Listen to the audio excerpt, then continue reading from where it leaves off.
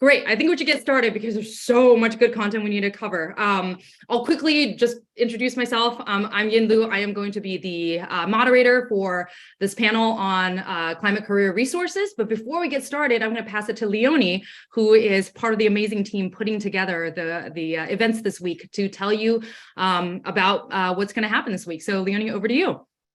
Awesome. Thank you so much. Hi, everyone. It's amazing to see close to 500 people on this call. Wow.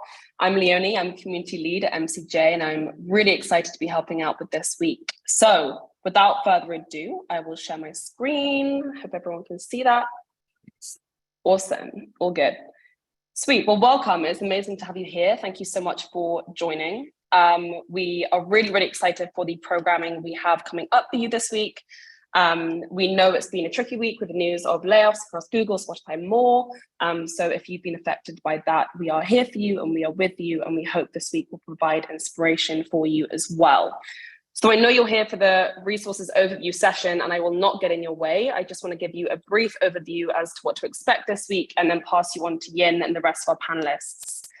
So each day this week is themed. The idea is that everyone's climate journey is different, and every day this week has a theme, so you can pick and choose what works for you, and you can build your own journey as you go, which is really exciting. So on Monday, the idea is we're kicking off. We've already kicked off. We've already had a session. On Tuesday, the theme is learn. Wednesday is be inspired. Thursday is find your path. And Friday is, importantly, get started. So without further ado, today has already started. If you're part of the previous session from Big Tech to Climate Tech, then you will have seen that. If you missed it, the recording will be on the Climate Draft YouTube channel. We are currently in the What's Coming Up on Climate Career Week part, and I will shortly pass you over to the Climate Career Resources Overview panel. And then tomorrow we have Climate 101. So we're hearing from the Terra team on what makes meaningful climate action. And we are also hearing from the Terra team on kicking start your rewarding climate career. And then the Terra team don't leave us. We also have climate industry introductions, which is really exciting because climate is broad. And tomorrow we're going through 8 different areas of climate, 2 breakout rooms every 30 minutes, from food to energy to carbon removal to biodiversity. We are talking about it all, and we're giving you the chance to get an introduction and an overview and a non-overwhelming start to what the bigger picture of climate is comprised of. And then on Wednesday, the theme is to be inspired. And that's exactly what's going to happen because we have 2 solution showcases. So you're going to hear from 2 climate tech companies, learn what they're building, see behind the scenes, and hopefully be inspired by the solutions that they are creating. We've also got 2 founder stories, which is really awesome. These are founders who have transitioned from previously working as software employees or in big tech to starting their own companies, some of which are the most exciting climate tech companies to date. We also have another founder story, which is on the Friday. So kind of joined on to the Wednesday activities, but you will hear from Peter on Friday instead, just to note that.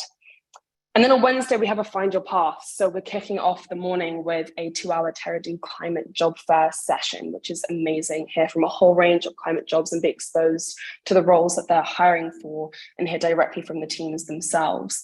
We also have role showcases. So these are panels, and the aim is for you to hear from previous big tech employees who have made the transition into the climate space. We've got product management, product design, software engineering, which is really exciting.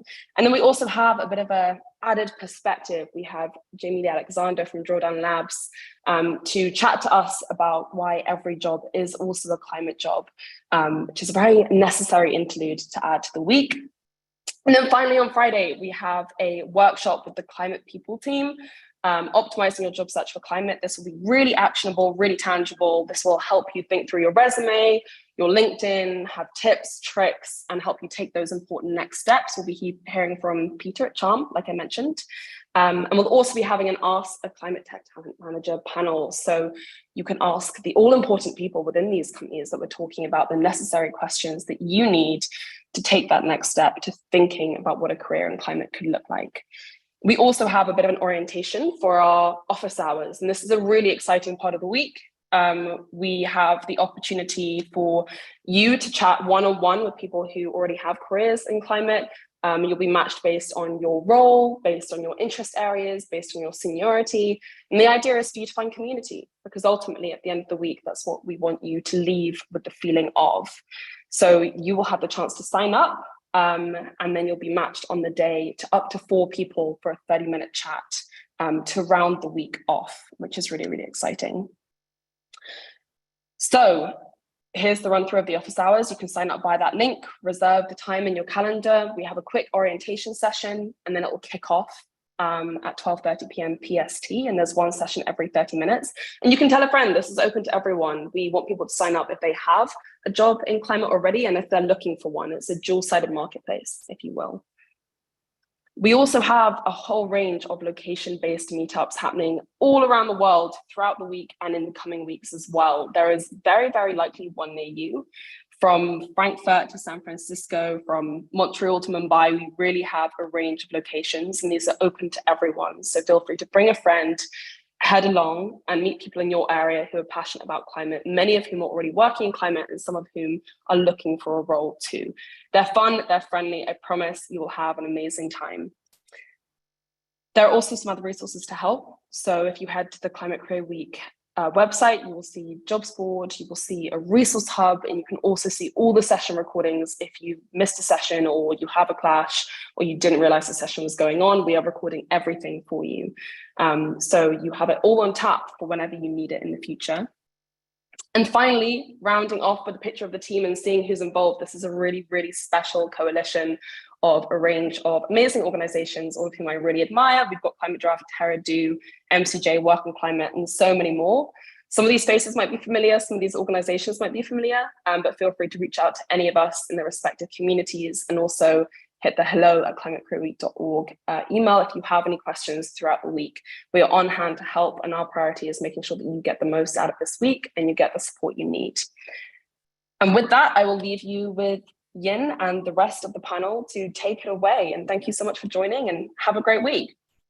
Thanks, Leonie. And one of the names you saw on that slide is Ed Kasabian, who's also on this call. Ed is part of the Climate Draft team. And if you have any questions, technical questions throughout this session, please feel free to ping Ed. Thank you so much, Ed. And with that, let's kick off our session. So a bit more about me, and then I'll turn it over to our fantastic panelists.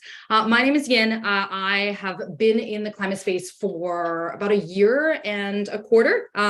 Prior to joining the climate movement, I spent about 10 years working in the Silicon Valley at places like Microsoft, Google, Coursera, and Khan Academy. With that, I'm going to turn it over to 3 amazing people who I'm lucky enough to call friends, as well as colleagues in the climate space. We have Eugene Kirpchoff, Nishant Mani, and Jonathan Strauss. They all got their start in the tech space as well. So we're in good company here. I'm working for companies like Yahoo, Viacom, CBS, Yext, Google, just to name a few. So let's do a quick round of intros, guys. Introduce yourself, when you transitioned to working on climate full time, where you currently work, and a 1-minute elevator pitch for the organizations that you currently work at. Eugene, I just saw your cat join the chat. I hope they make another entrance, but why don't we start with you? Rest assured, he will make another entrance. Yeah, hi everybody, great to meet you all. I'm Eugene. My background was in tech. I spent all of my career as a software engineer, and the last 8 years of that I was at Google, working in Google's data processing teams and machine learning teams, building infrastructure. And I left Google in summer of 2020 together with my coworker Cass from Google AI. And by then it had been already a few years that my concern about climate was building. Just eventually it got to the point where I couldn't explain to myself why I'm still doing something else. That was the that was the last straw. So the first thing that happened when I left Google is my goodbye post went viral, and we ended up connecting with hundreds of people who were in the exact same boat, really wanting to do something about climate with their entire talent and being unsure where to start. So we started Work on Climate, which is the organization I run today as a community to help these people. And I will segue into the elevator pitch. So Work on Climate, we're a nonprofit. We are focused on making climate work mainstream. So the problem we're solving is that we know that solving climate change means rebuilding every industry we have. That's going to require hundreds of millions of people doing new work. And the career ecosystem of today is leaving people at best unequipped to find their place in this, at worst convinced that they don't belong, and that it is a realm of policy geeks and maybe material scientists, maybe people with strongly worded banners, but not them, which is completely false. So today we're focused on the people who are actively looking for climate work, and we have built a community that has to date helped several thousand people land climate jobs. And the next step for us in our evolution is to solve the root cause, which is to reshape the mainstream career ecosystem and make it so that, for example, every accountant in the workforce knows how to do carbon accounting, every MBA grad knows climate business models, every engineer browsing jobs on LinkedIn sees climate jobs highlighted, every conference in every industry includes climate tracks, and so on. So that's me. Lovely. Nishant, over to you. Hey guys, I'm Nishant Mani. I'm the Chief Business Officer at Terra.do now. Spent, I guess, a couple of decades in tech in different ways. The first was in the fintech side at Capital One, where I did a whole variety of different roles. And in my second decade, I did a little bit of a tour of the tech industry, CMO at various different consumer startups across industries ranging from local search to wine to password management, et cetera, et cetera. And probably late 2019, early 2020 was when I kind of woke up to pretty much the same realization that Eugene had, and that I think honestly everyone in this call has had, which is there's not much else that I can see myself doing for the next couple of decades of my career, except to work on what I call kind of the force multiplier problem on top of every other problem that we've got going on in humanity today. And after taking several months trying to figure out what to do, where I ended up was to join my buddy Anshuman's startup Terra.do, and jump in and start doing things with him. So maybe I'll shift to my elevator pitch now. So Terra is we're a global platform for climate education and work with the mission to get 100 million people working in climate in this decade. It was founded to solve kind of exactly the problem that we were all going through at the same time, which was we all wanted to shift our careers into climate and kind of didn't know how. And as it turned out, we were following very similar paths in terms of doing an ecosystem understanding, digging into various industries and sectors, trying to figure out what people with our skill sets could be doing. And that turned into a cohort-based learning program that at this point, several thousand fellows have graduated through, that really kind of covers every aspect of climate, all the way from industries to sectors to climate justice to the science and adaptation issues, et cetera, et cetera. And around that started being built and a platform that includes a real focus on careers and jobs. We bring in hundreds of employers into climate job fairs and kind of connect the dots between great talent and companies on either side. And we're slowly starting to work with larger companies on their sustainability transformation themselves. So yeah, we're trying to get people working in climate. Over to you, Jonathan. Hi, I'm Jonathan Strauss from Climate Draft, and thank you, first of all, Yin, Eugene, and Nishant for being here, Leonie for the amazing introduction, everybody for attending. So like everybody else on the panel, I also have a background in tech. Nishant and I first met, I think, in 2015, 2016, when we were brainstorming, startup ideas for climate tech startup that we never did. At that time, we went back to kind of working on other things, but yet it's kind of a brain worm, that doesn't go away, and the urgency only gets greater, and so here we all are. So Climate Draft is a coalition of climate tech startups and investors, and our mission is to work collectively to help reach more people with kind of the good news of the impactful, exciting, and lucrative careers in climate. And we coordinate across the ecosystem with obviously folks like MCJ and Terra, and work on climate to do things like this that can hopefully reach a broader audience than already is aware of what's going on in climate tech. And really, the goal is to help people see what we saw as people who were coming from outside of climate into it. And those things are an incredibly welcoming community, a shockingly vibrant startup ecosystem and really inspiring progress that is being made on a ton of issues, pretty much every geography, every sector, right? It all needs to be decarbonized. And you can find a startup that's doing amazing things in inspiring things in almost every one of them. So we wanted to help elevate and evangelize the work that's being done and just get more exposure for people, because that's what motivated us to get involved. And so we figure if other people can see it, they might be excited to get involved as well. Right on. And I should mention that I got into climate because of Climate Draft. So it's coming full circle. Quick elevator pitch about me. I realized that I didn't share what I'm currently doing. I'm a partner at MCJ Collective. You've heard that name mentioned a few times already. I get the lucky chance to work alongside Leonie, and MCJ Collective is a three-legged stool. We help break down knowledge silos to accelerate climate solutions. We do that through three ways. One is we host a podcast called My Climate Journey Podcast, where we interview thought leaders and interesting people in every nook and cranny of the climate space. We also have a community of about 3,000 people, all wanting to band together, whether it's entrepreneurs, people transitioning and looking for roles, climate luminaries, deep tech experts, to work together. And then the third thing we do is we have a climate fund where we invest in early stage climate tech companies, and we've invested in about 80 companies to date. All right, we've done intros.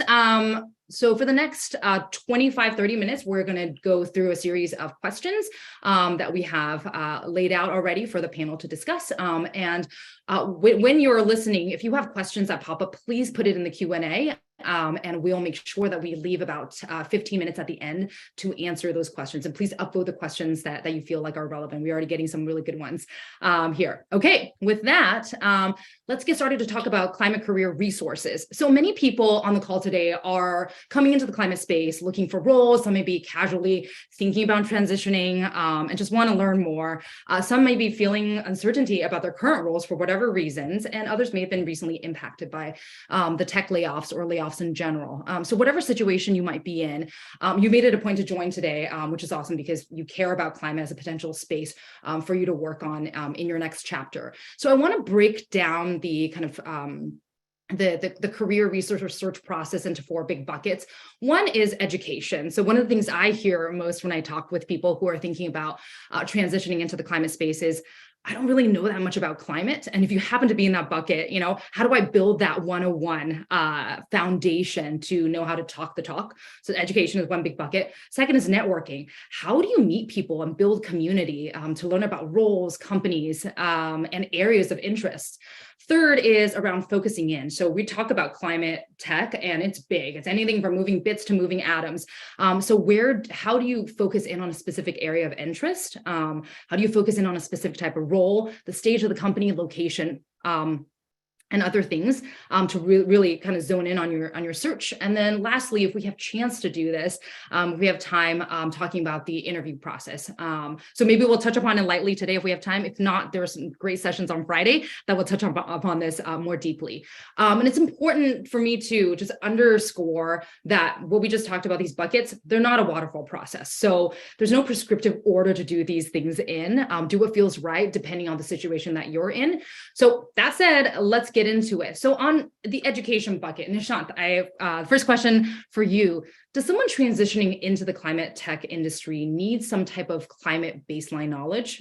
If so, what might that look like? Great question. I think baseline knowledge is a great way to say it. The first thing to understand is that you do not need to be a climate scientist. This is literally the thing that I say the most often. You do not need to be an expert in the science or an expert in the adaptation issues or what have you the baseline knowledge that I recommend that everyone gets is an understanding of just context, understanding of the ecosystem. What does working on climate even mean? The thing that we like to say at Terra is climate is now more than 50% of the world's GDP.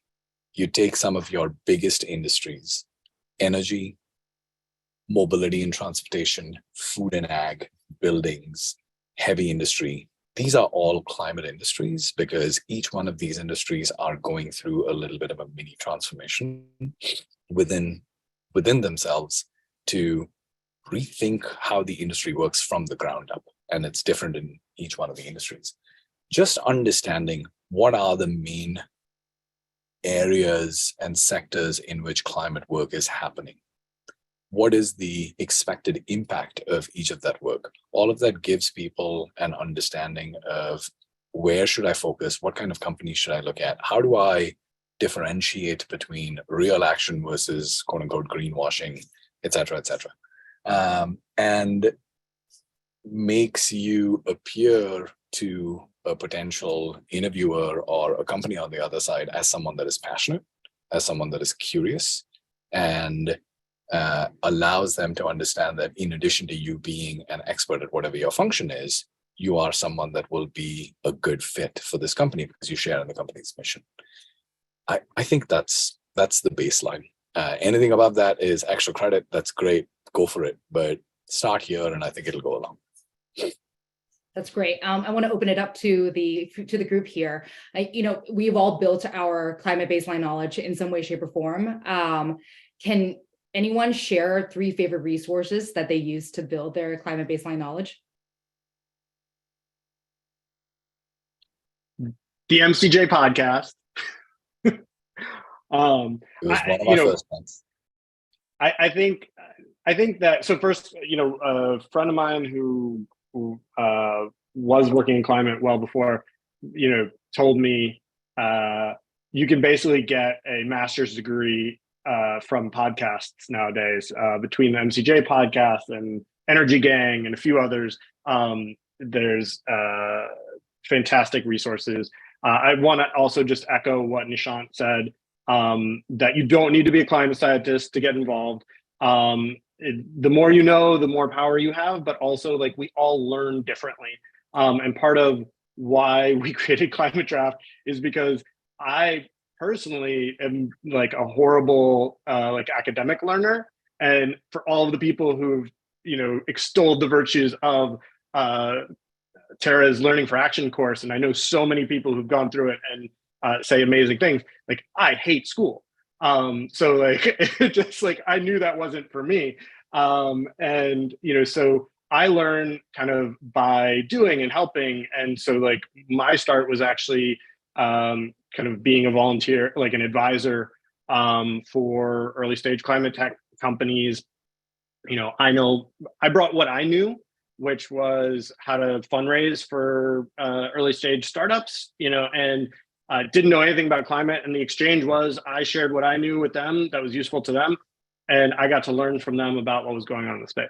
So not quite that answer, but that was for me.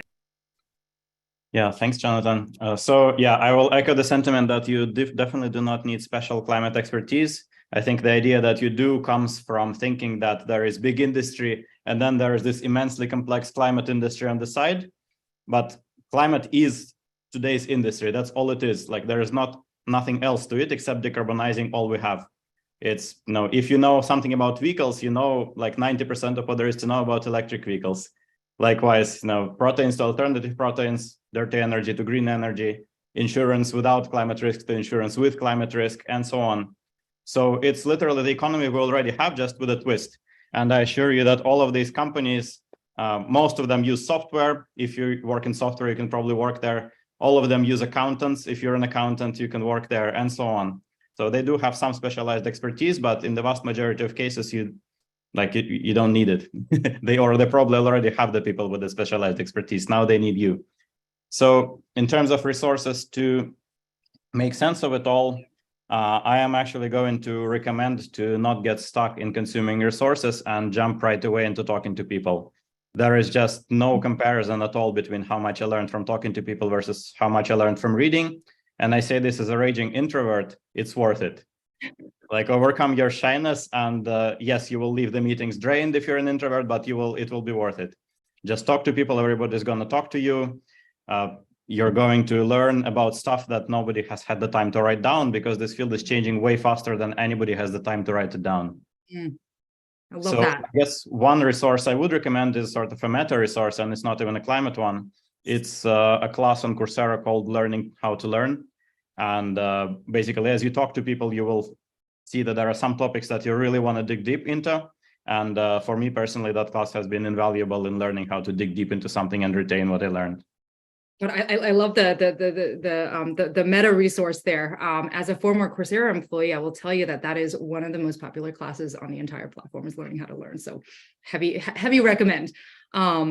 And I think this, I was going to ask a question around, like, if you gave yourself 10 hours a week to really, learn about climate, how would you spend those 10 hours? It sounds like, Eugene, you would spend the vast majority of it talking to people. And Nishant, Jonathan, any thoughts from you all? Listen to podcasts, talk to people. Any book recommendations?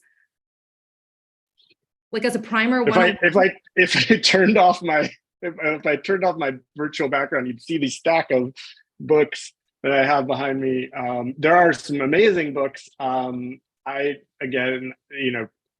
people learn in different ways. I haven't read most of them, but Speed and Scale, the book from John Doerr, is a really actionable one. It actually has like a flip out like flow chart in it. And there are quite a few others that I'm sure other folks can recommend. I would go ahead. Who was going to say? I was saying not a book, but kind of a resource. I'm a data guy and a first principles guy, and I was like, well, what is the source of carbon emissions? And I found out that there is a nice flow chart, or it's a flow diagram by the World Resources Institute that talks about all of the places emissions come from and where they all get consumed, etc. And each of these are nice rabbit holes. You can spend hours going down each of these spots. So if you like to rethink from first principles, you can try that. I was going to say something similar, Nishant, in that, like, I really, when I said I want to focus on climate, I just needed to understand the problem space. Where is all the emissions coming from? And being able to do that first, and then being able to learn, okay, this is how solution X is going to address the problem space, was super helpful. Drawdown Labs is another one, in addition to the WRI resource that you were talking about. And in Bill Gates's book, How to Avoid a Climate Disaster, also gives a nice kind of primer for the problem space. But, Eugene, your point when you said it, just nothing beats talking to people. Oh man, yes, 100%. If you can, make it a point to talk to two, 3 people a week and just learn why they've decided to focus on the specific area within climate, you'll learn a lot in a short amount of time. On that note, let's talk about networking. So Eugene, I'm gonna turn it over back to you. So you run one of the largest, if not the largest, climate community out there. 10,000 people in the Slack. 17,000 people in the Work on Climate Slack community, and lots of those people are trying to find climate jobs. What 3 concrete actions could someone take to start networking, aside from reaching out to people? Yeah, I mean, you will have to reach out to people. There is no way around that. So I would suggest that you go way beyond 2 or 3 a week, like really go all 10 hours as long as you can. So I would suggest that after this panel, like, go and hit up 10 people. And I can give a few pieces of advice on what to do to make these conversations go well. So first, in terms of how to find people, just join as many communities as you like, and just find people whose background catches your eye and who seem friendly. And you could, for example, make a post on your LinkedIn asking if anybody is saying that you want to learn more about climate work, and does anybody in your network already work on it or know somebody who does, and you will be surprised. A lot of people in your network probably do. Now, if you're worried that, oh, people are gonna ghost me, or who am I to talk to this expert, I assure you that experts in climate are extremely friendly. They might be busy, so there's no guarantee that they will respond to you, but they won't blow you off. So they're extremely likely to respond to you if you do your homework. And a rule of thumb that I like to use is spend twice as much time preparing as the effort you ask from them, and then give back twice what you take. So just come into the conversation with a plan on what you want to ask about and why. And it's fine if you're not an expert. It can be a conversation that, hey, like, now I spent 20 minutes reading about your area and I still have these 5 questions, and ask these 5 questions. And talk to them, have a plan, take notes, definitely take notes in these conversations. As you have more of them, you will very quickly forget what you heard and from whom. So you will thank yourself later. And send people a thank you note. So I think there is the misconception that, like, in human interactions, people really like getting something out of them. What people like even more is giving something and being recognized for that. So if an expert gives you really good advice and you send them a thank you note, I promise you they will like you, and they will probably want to talk to you again. Awesome. All right, Jonathan, turning over to you. You're probably one of the most well-networked people in the climate space. I feel like anyone I talk to is like, oh yeah, I know Jay Strauss. What do you feel like is often forgotten in the process of networking in climate as someone who's coming in from traditional tech? I think Eugene made some amazing points. I need to write those down and give them to people. But I think that in addition to what Eugene said, I think you can offer a lot, right? So and that's kind of the premise of Climate Draft, right? Was where we started was a bunch of folks who had skills, really valuable skills and experience in other industries, specifically the tech industry, like yourself, Yin, who were personally passionate about climate, but were having a hard time figuring out, it was the to Nishant's earlier point, the common, I'm not a scientist, I don't know how I can help. So what we've found and demonstrated with the first iterations of Climate Draft, and it's only gotten bigger from there, is that turns out that all of the the companies in the space, or even the nonprofits in the space, or government orgs and others in the space, they all need to build things, right? They all, the scientists kind of determine what it is and invent what needs to be built, but these things need to be built. They need to be brought to market. There are orgs that need to be scaled and run efficiently. And so if you have experience, and this is something that was made on the prior panel, right?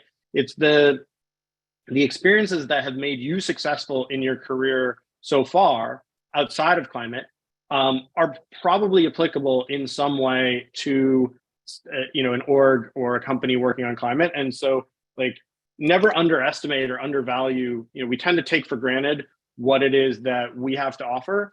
Because, I know that. And like, everybody probably knows that. But a lot of things, are things that other people might not know, and they might value that knowledge highly. So absolutely agree with Eugene that people love to help much more than you would imagine, but also you have more to offer generally than you would imagine. A good point. All right, a question around just general trends that you're seeing, given climate is such a fast-growing space. So there's been a lot more dollars invested in climate within the past couple of years compared to, let's say, 10 years back. And we're seeing climate companies just grow, both in size and also in volume of number of companies that are out there. Has the process of networking in climate changed in the past couple of years? If so, how? Question open for anyone. Well, I think it's gotten easier. There are more people to talk to. I echo a lot of what Eugene and Jonathan said earlier. You have a lot to offer. People are incredibly friendly. And if you go in with the general notion that you're here to help, you're here to learn, and you've done a little bit of preparation going into the call, a lot of the good things happen. And there's so many more people you can speak to now. If you go to LinkedIn right now and do a quick open door climate search, it's just flowing in. The numbers of people that are out there saying, come talk to me, I want to bring you into climate, is growing like crazy. So I think it's gotten easy. Yeah, and I would just do a quick plug for, obviously we've got over 40 speakers for this week. We've got dozens of people who are signed up to be mentors for the one-on-one office hours on Friday. So like that is exemplifying to what Nishant was saying is that just like when we put out a call to action to our respective communities of, hey, are you available to help welcome the, people who are interested in climate? Everybody shows up. I think we have 15 local meetups around the world scheduled around this. So it's everywhere, it's everything, it's everyone, and everybody wants to help. And I'll also say just, I think things have changed in the last 2 years since I started plugging in. It's gotten bigger.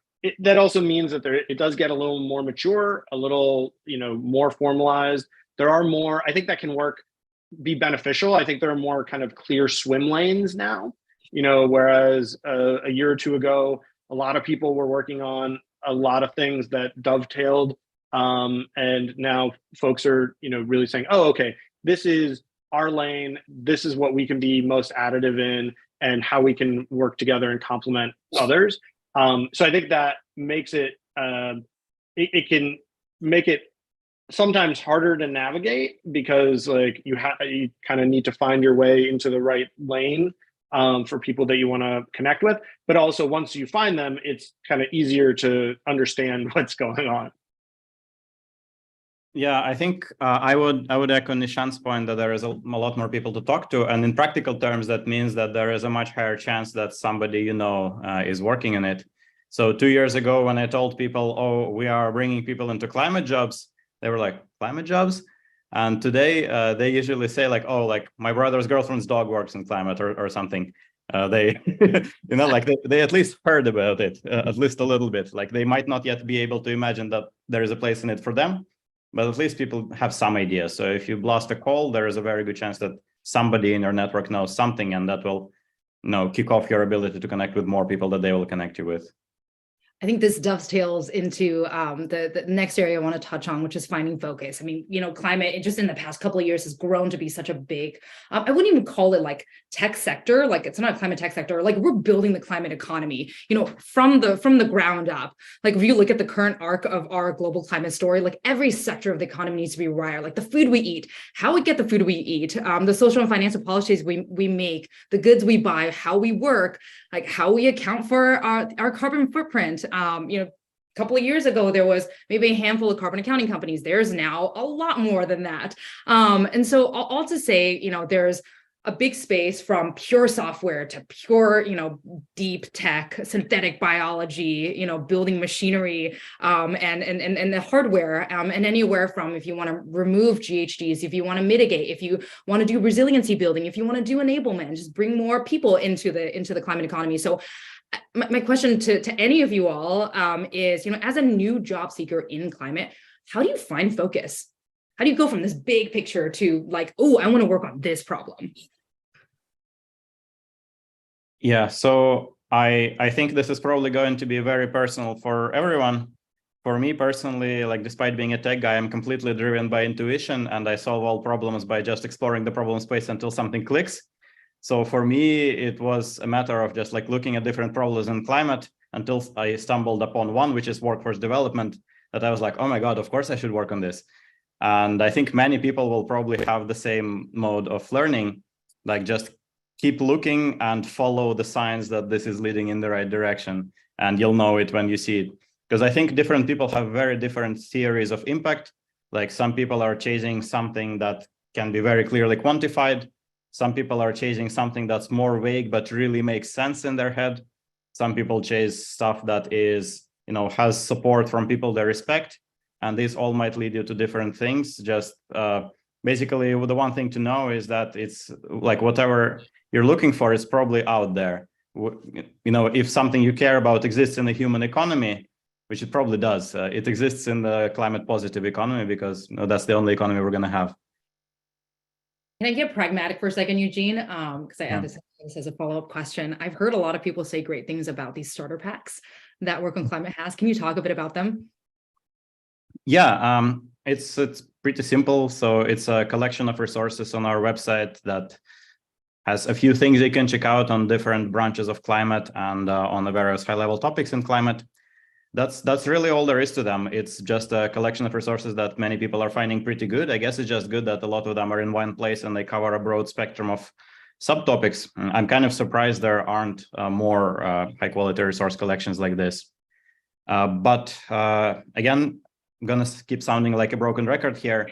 If you come to our community, do not, I repeat, do not rabbit hole into reading these resources. Like, check them out, but first and foremost, connect with people face to face. Love that. Okay, Nishant, question for you. Just, I think you have such a unique perspective into this area. Jonathan, what's up? Oh, I just wanted to pile on to that question about like finding a role. Like, also just to say, a lot of people that I think we all talk to tend, and we've probably all done it, tend to kind of get hung up on the optimizing for impact. Like, the thinking is, oh, I'm going to make this career change because I'm trying to have an impact on climate. And so I want to learn all of the sources of emissions and figure out how, like, I personally, as Jonathan Strauss, can reduce the most atmospheric CO2 equivalent. That tends to be another rabbit hole that I would try and save people from, because this is your career. This is how you're going to spend all of your time.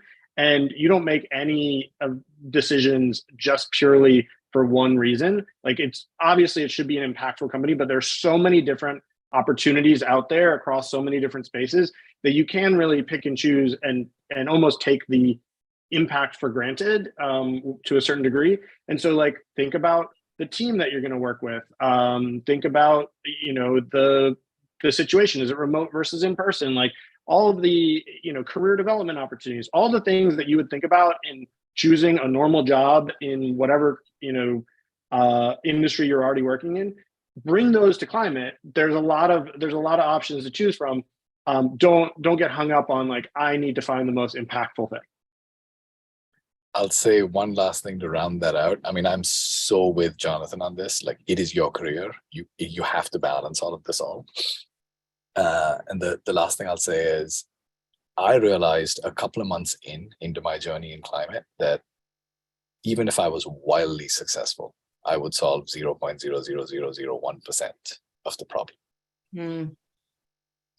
This whole optimizing for carbon impact thing is such a rabbit hole, and it can create this angst that is a little unnecessary. Just go do something that makes you happy with people that you're happy being around, knowing that it is in the right direction. It's going to take 1 billion people to solve this problem over the coming couple of decades. So just keep that up. Yeah, I think I want to add one more thing to this. So, I mean, by now we all know that it is about rewiring every existing industry. And one problem that I was facing when initially considering where I can work in climate is that all of these industries seem unfamiliar. Like, sure, at some point I realized that, okay, there's food, there's vehicles, there's, recycling, there is planting forests. And like, I know nothing about any of these things, and many of them seem kind of boring. Like food, I don't know, like I would previously, with all due respect to food, previously I was, a big data guy. I was not considering working on food. And this is also a wrong impression. So one of the biggest delights you're going to have as you look into where you can work in climate is you're going to realize that people in other branches of the economy are also really freaking smart. And when you look into how the food system works, as you look into how decarbonizing it works, you'll see that there is a lot to learn about the food system. It's incredibly interesting. So I've over and over had the exact same experience where I would see that some climate founder maybe posted that looking for a CTO, and I was thinking maybe I should talk to them. Their thing seems kind of niche, like they're eliminating methane leaks on abandoned oil fields. Like, how important can that possibly be? And then I talked to them, and I'm like, oh my God, why isn't everybody working on eliminating methane leaks on abandoned oil fields? So all of these problems turn out to be fascinating once you talk to the person who is doing it. So yeah, just like be open-minded and you will find something that clicks for you. I 100% agree with that recency bias. I remember when I was trying to figure out, like, where do I want to land, right? To have the biggest impact. And like whoever I would talk to be like, oh my God, what they're working on is like so critical. And it's just, I think I was feeding off of the energy of the founders and the employees at the startups, because they knew that they want to work on this one problem, and they were surrounded by people who also cared about that problem. But I think, what am I trying to say? That it's great to do that exploration, and it's going to share a link in the chat around the different like centers of gravity where there's a lot of talent and there's funding, but ultimately it's, you know, it goes down to like what brings you energy, and are you working on it with people that you love working with? All right, we are at 12 minutes to the hour, and we have lots of great questions coming in from the audience. So I think we should switch gears and answer these questions. They're not all related to resources, and many are related to just the job search. So let's go down the list. Anurag Sharma asks, this is a question for Eugene. At Climate Tech, they don't really pay as hefty as big tech. So how do you manage which career paths in climate are well paid? I mean, climate startups are just startups. Yes, startups often pay less than big tech, but it's not stopping millions of people from working at startups. And yeah, if you're not at a point in your life where you can afford to work for a startup, then maybe focus on finding opportunities to work on climate within your big tech company, which there are plenty, by the way. I think another like big misconception is that the only thing you can do at your company is reduce its emissions. But for most companies, especially for tech companies, that's usually like one of the least useful things you can do. You can do something far, far more useful, which is finding a way to use the company's enormous business power towards climate. For example, if you're Salesforce, well, they're developing a carbon accounting product that probably, you know, dwarfs all the emissions Salesforce has ever had if they build a good product there, right? Or like Google Flight Search, showing you highlighting carbon efficient flights. That's also probably way more emissions saved than erasing Google's entire emissions. So yeah, I mean, a startup may or may not be for you, but in most industries, there is a way to think creatively and find something you can do. Any additions? Yeah, 100. Yeah, so I put in the chat, you know, we actually have Jamie from Project Drawdown doing a session on Thursday for every job's a climate job, because not every person is financially or, you know, temperamentally suited to going to work on a startup, right? But I think to reinforce what Eugene said, right, comp is about stage, not industry, you know, not sector. A Series A climate startup that's raised $50 million is probably paying you as well or better than a Series A, you know, consumer tech or SaaS startup that's raised the same amount, especially in this environment. So, you know, but you don't have to quit your job. You don't have to go work at a startup in order to have an impact. Great. All right, let's get to some other questions. This isn't a question, but it's a comment from Radhik, which is, I'm sitting here listening to you all and asking myself why I didn't get my butt moving towards climate earlier, given that the issue has been on my mind since 1998. I guess those golden handcuffs in tech were why, but it's time to change that. Just that's, yes, here to that. Julie Yamamoto has a question that was that had a few responses, and I think Nishant, this is a question I think you're well positioned to answer. There's 37 plus sustainability climate certifications out there. Are there any in particular that you would recommend?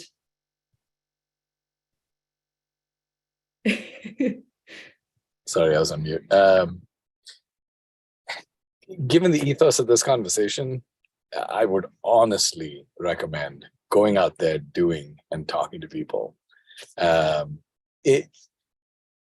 sustainability certifications are useful for folks that are really trying to get into a particular function in larger companies, which, by the way, this function is pretty crucial to larger companies. This whole idea of sustainability transformation inside companies, et cetera, where people look at value chains in companies and think about everything from life cycle analysis to value chain transformation, et cetera.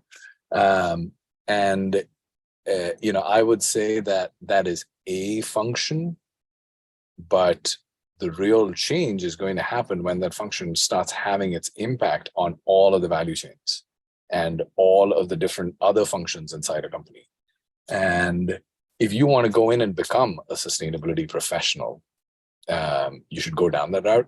Honestly, my co-founder Kamala is probably the one that can recommend which among those certifications are the best, because she's the academic, she's the real climate person in our company, and I'm happy to circle back. Feel free to hit me up. I'm happy to circle back with suggestions there. But I would say, look, just go in and start doing. Awesome. Nishant, you're the example, right? You're the non-climate person having a climate impact, right? That's right. Teaming up.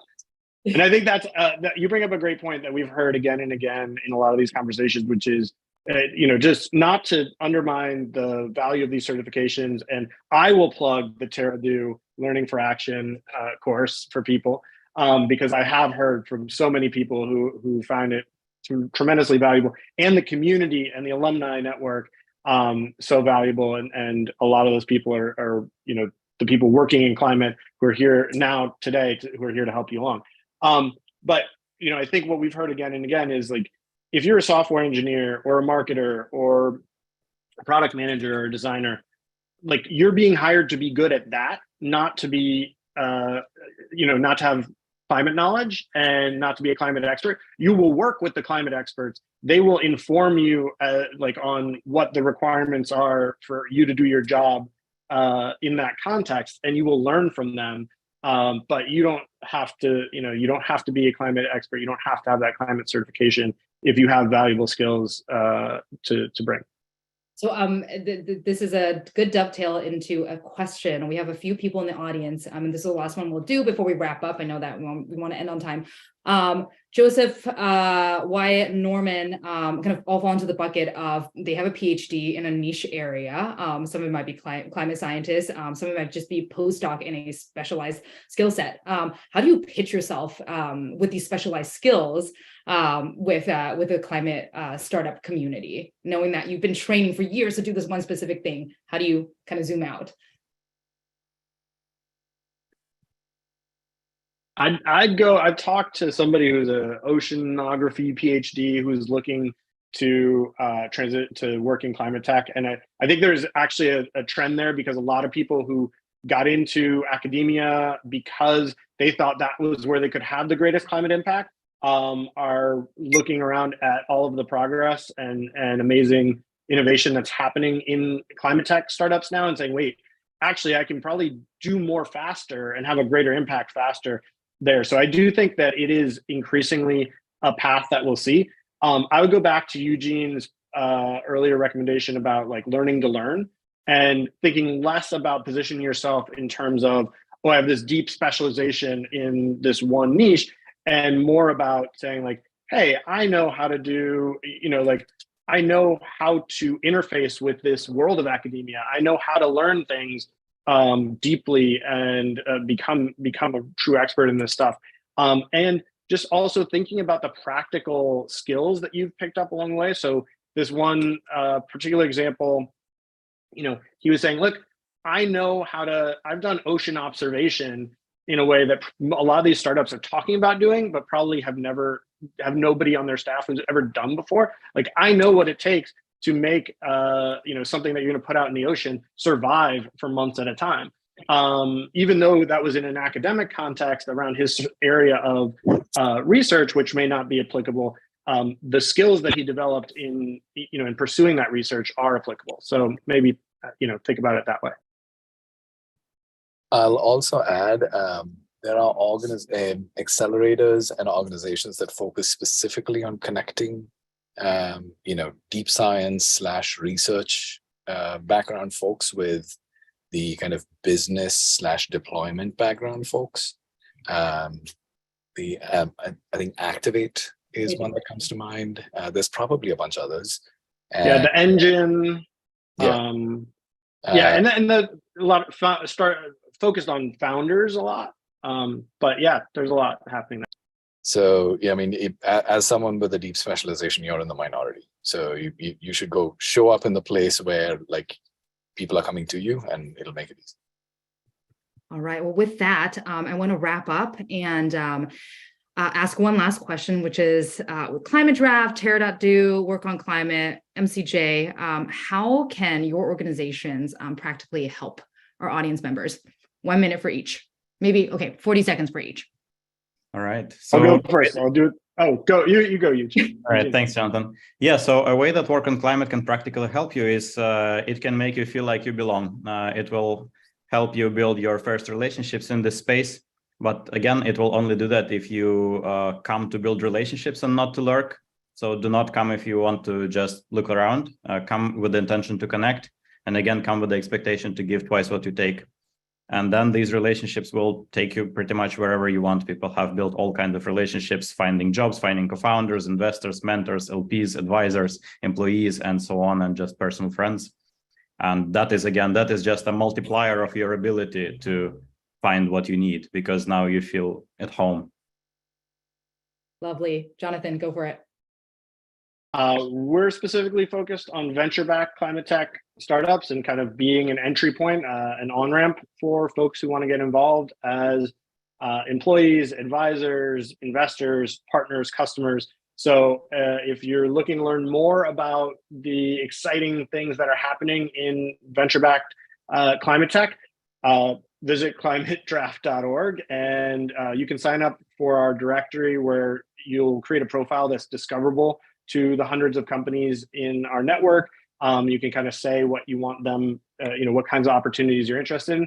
And we also have a job board that's aggregating open roles across the portfolios of, I think, 14 venture companies right now, including venture firms focused on climate, including MCJ, Lower Carbon, and 12 more.